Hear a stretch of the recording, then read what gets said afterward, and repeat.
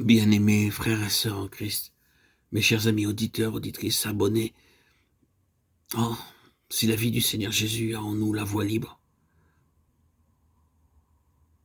son règne pourra s'établir en nous. Cette vie que nous menons suivra le chemin où spontanément tout est pour le Seigneur.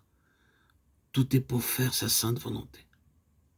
Cette vie suivra le chemin d'un discernement spirituel progressif quant à ce qui est du Seigneur et qui ne l'est pas. Et l'on n'aura jamais besoin de nous dire, ou nous n'aurons jamais besoin de dire aux autres, il faut abandonner ceci, ne pas faire cela. La loi de l'esprit de vie nous enseignera ce qui n'est pas selon la pensée du Seigneur. Elle nous séparera d'avec le monde, et nous saurons que nous en sommes séparés. Ce ne sera pas que nous ayons abandonné le monde, mais ce sera le monde qui nous laissera. Nous en sommes sortis, nous sommes des étrangers dans ce monde. C'est la loi de l'esprit de vie qui produit cela. Éprouvons-nous nous-mêmes par cette loi? Si nous pouvons être à l'aise, joyeux et satisfaits dans ce monde et dans notre propre vie naturelle, nous avons une raison sérieuse de nous demander si la vie du Seigneur Jésus est en nous.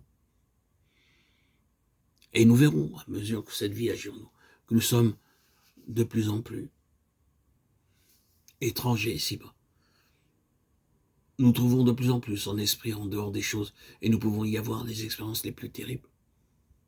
Oui, nous réalisons combien nous nous éloignons de ce monde tandis que nous avançons avec Dieu. Combien le monde nous devient lointain. C'est l'action de la vie. Il en sera ainsi. Cela nous créera des difficultés, mais il ne peut en être autrement. La loi de l'esprit de vie élargira de plus en plus la brèche qui s'est faite entre nous et le monde et cette vie d'ici-bas. Elle doit produire cela. Elle nous en fait inévitablement sortir.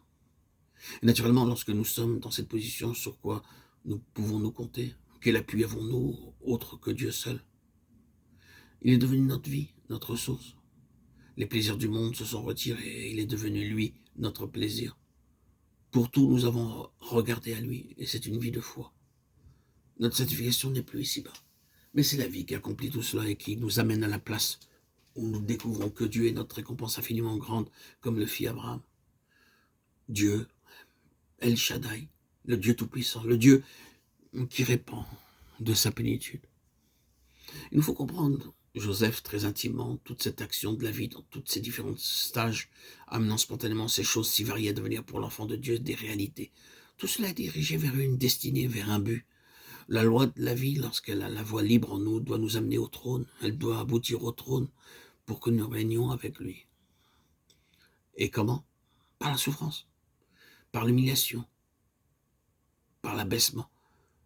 Tout ce qu'a subi Joseph.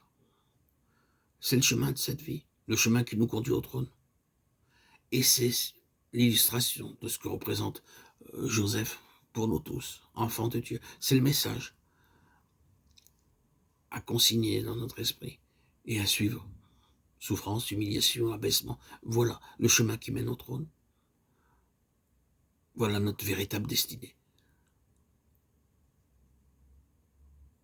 Pour obtenir la sainte couronne.